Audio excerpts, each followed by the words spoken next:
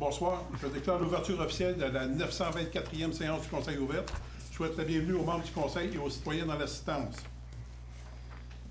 Point 2. Adoption de l'ordre du jour.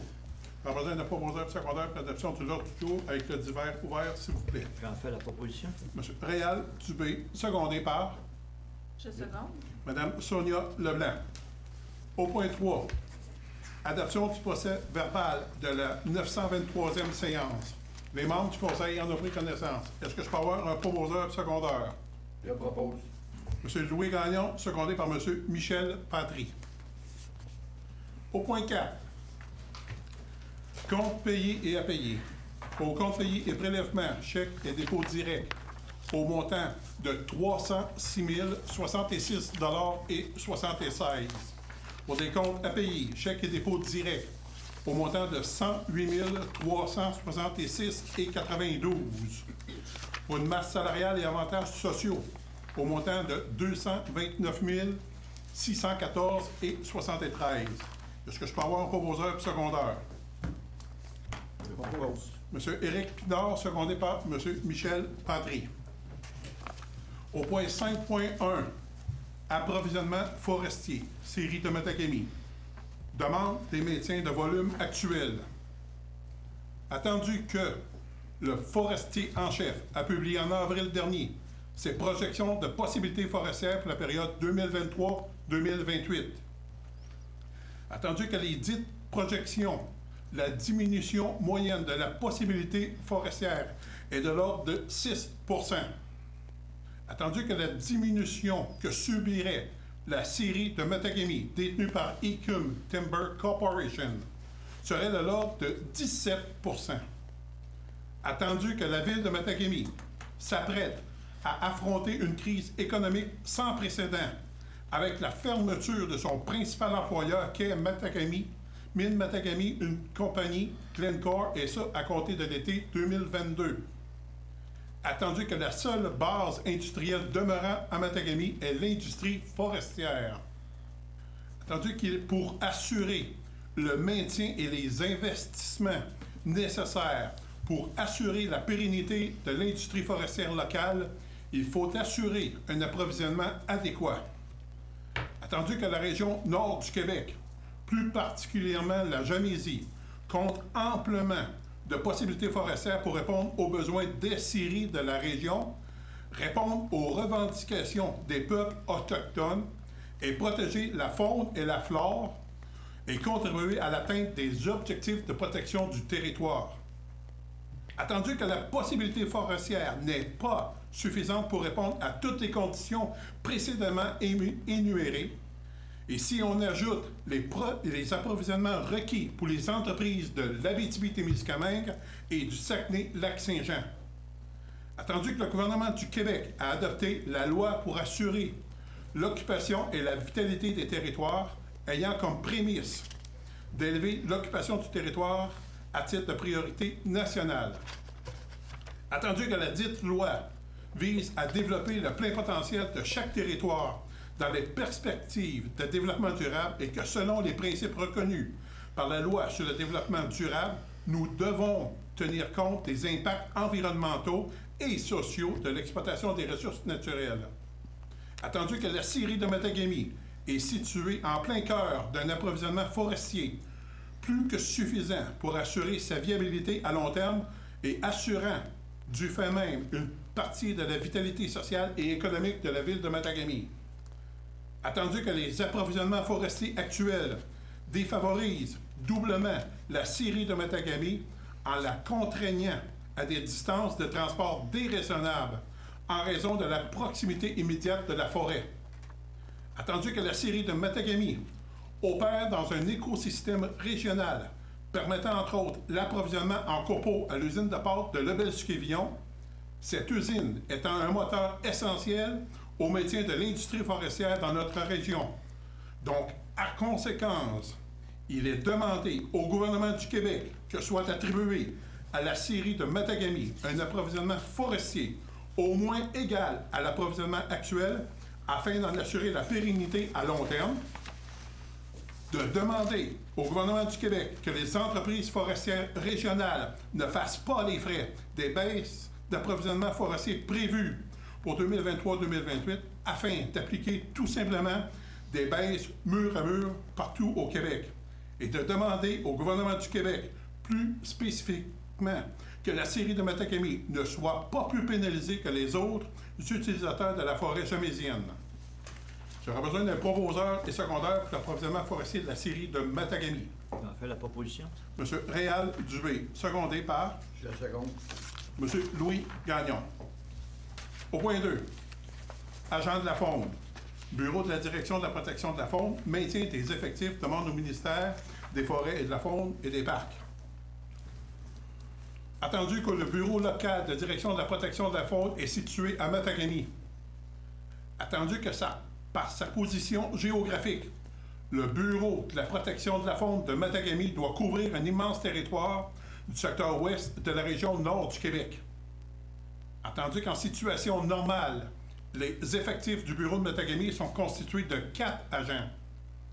Attendu qu'au cours des derniers mois, la Ville a été informée qu'à la suite de 3 départs, il ne resterait qu'un seul agent de conservation de la faune attitré au bureau local de Matagami, rendant inefficace la prestation de services.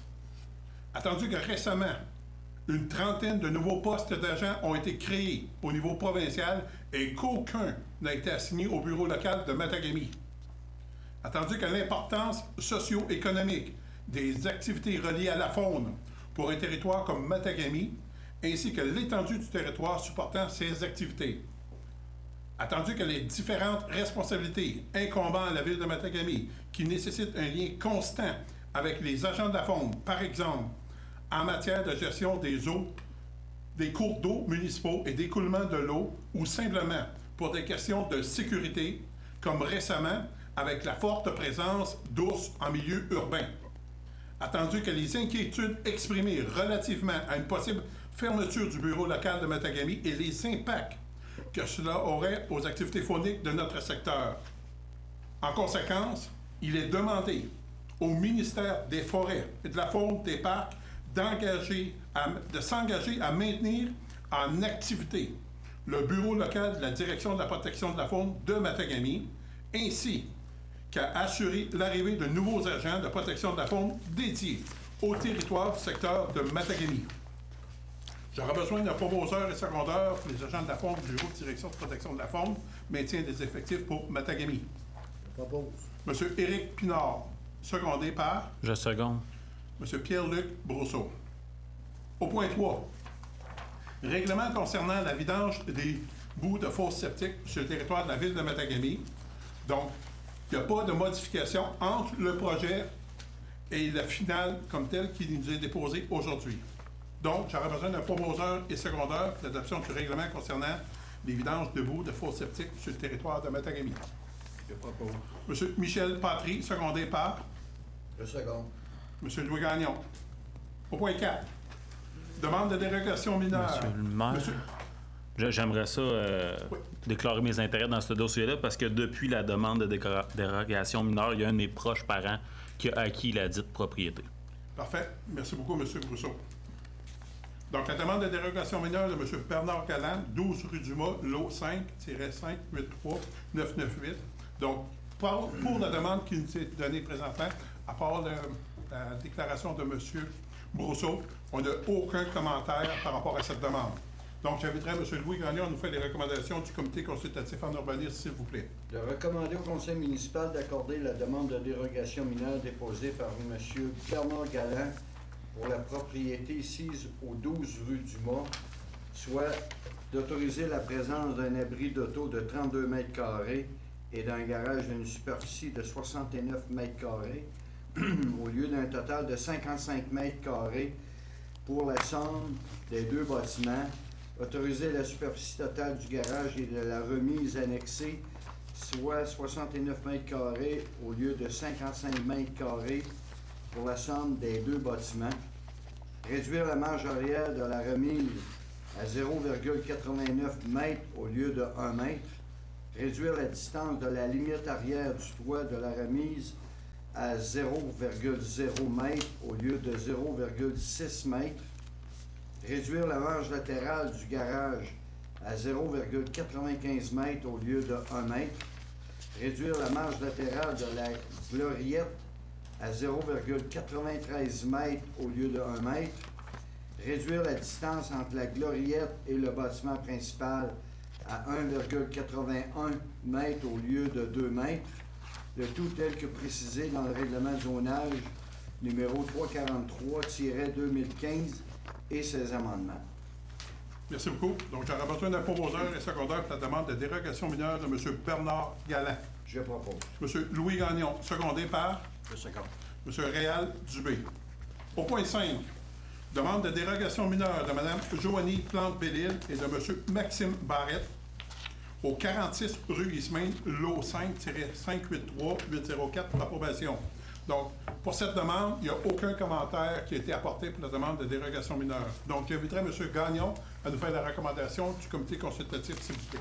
De recommander au conseil municipal d'accorder la demande de dérogation mineure déposée par Mme Joanie Plante-Bellil et M. Maxime Barrette pour la propriété sise au 46 rue Ismaine, soit réduire la distance de dégagement entre le garage et la résidence à 1,46 m au lieu de 2 m, réduire la distance de dégagement arrière du garage à 0,5 m au lieu de 1 m, réduire la distance de la limite arrière du toit du garage à 0,41 m au lieu de 0,60 m, réduire la limite de dégagement latéral du toit du garage à 0,58 m au lieu de 0,60, le tout tel que précisé dans le règlement de zonage numéro 343-2015 et ses amendements.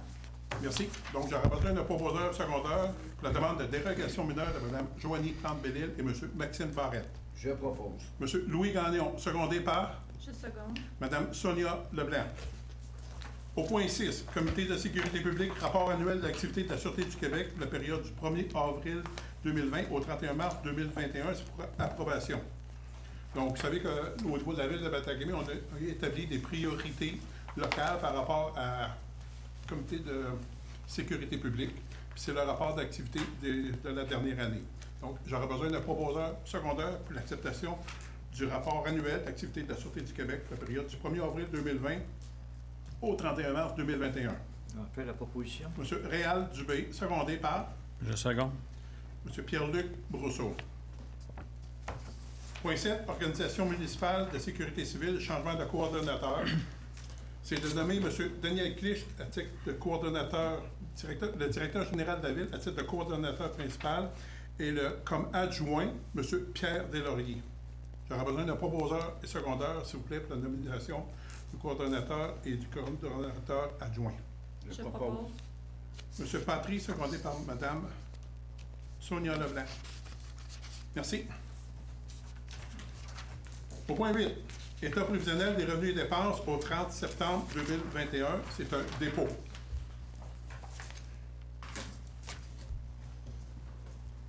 Au point 9, Comité consultatif en urbanisme, renouvellement de mandat. C'est que le mandat de M. Gérald Pichette venait à échéance, puis il a exprimé son intérêt de continuer à siéger sur le Comité consultatif en urbanisme. Donc, on recommande le renouvellement du mandat de M. Pichette au siège numéro 2, et ça pour une période de 2 ans, soit du 16 octobre 2021 au 15 octobre 2023. J'aurais besoin d'un proposeur secondaire pour la nomination de M. Pichette au Comité consultatif en urbanisme. Je propose.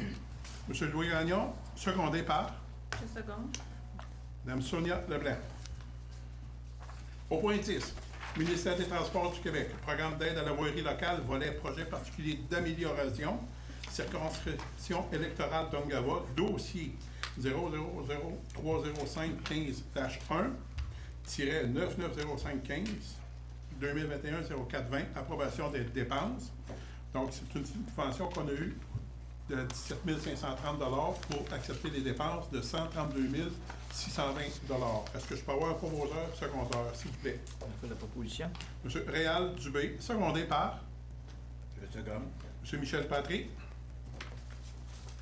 Au point 11, Ministère des Transports du Québec, programme d'aide à la voirie locale, volet projet particulier d'amélioration, enveloppe pour des projets d'envergure et supra-municipaux, dossier 003051-17-1, 99-015, 2021-04-20-03. Approbation des dépenses. Donc, c'est un montant additionnel de subvention de 15 000 toujours pour un total de dépenses de 132 620 Est-ce que je peux avoir un proposeur secondaire, s'il vous plaît? Je propose. M. Éric Pinard, secondé par Je seconde. M. Louis Gagnon. Au point 12, ministère de la Culture et des Communications, programme d'aide aux immobilisations, projet mise à niveau de la Bibliothèque municipale de Matagami, demande d'aide financière, autorisation et signataire. Donc, c'est que la Ville de Matagami souhaite réaliser un projet modernisation de l'offre de la Bibliothèque municipale de Matagami, estimée à 531 207 que le ministère dispose d'un programme d'aide financière. Attendu que la bibliothèque offre présentement 14 heures d'ouverture par semaine et que les lignes directrices pour les bibliothèques publiques du Québec mentionnent qu'un minimum de 15 heures d'ouverture par semaine pour atteindre le niveau bon et que l'attente de ce niveau est requise lors d'un projet de présentation d'une bonification de l'offre de services en bibliothèque. Donc, il est proposé d'appuyer et de déposer une demande d'aide financière de 371 800 dans le cadre du programme Aide aux immobilisations pour la réalisation du projet Modernisation de l'offre de la Bibliothèque municipale de Matagami, de mandater M. Daniel Clich à titre de directeur général à signer toute documentation officielle, incluant la convention d'aide financière à intervenir, d'augmenter le nombre d'heures d'ouverture hebdomadaire de la bibliothèque à 16 heures par semaine, d'assumer une part estimée à un minimum de 159 407 pour la réalisation du projet, d'assumer le financement ou d'en trouver une source ne provenant ni directement ni indirectement du gouvernement du Québec ou de celui du Canada, le cas échéant, pour l'ensemble des coûts non admissibles, incluant tout dépassement de coûts éventuels, et d'assumer toute hausse du budget de fonctionnement de l'infrastructure culturelle générée. Donc, j'aurai besoin d'une proposition, d'un proposeur secondaire pour l'autorisation de la demande d'aide au ministère de la Culture et des Communications pour le programme d'aide à l'immobilisation pour le niveau de la Bibliothèque municipale de Matagami. Je propose. Madame Sonia Leblanc, secondée par Je seconde. M. Éric Pinard. Au point 13, surplus d'actifs, vente de la camionnette de marque Ford, modèle F250, année 1984, autorisation. Donc, nous avons procédé à un appel de proposition via la page Facebook de la Ville, ainsi que sur différentes pages de vente Facebook pour la camionnette jaune Ford F250 1984. Toute personne intéressée avait jusqu'au 29 septembre 2021 minuit pour soumettre une proposition. Nous avons reçu plus d'une cinquantaine de propositions. La plus élevée nous a été transmise par M. Félix Turcotte, au montant de 6 558 auxquels nous ajoutons les taxes taxes de vente au total de 7 546.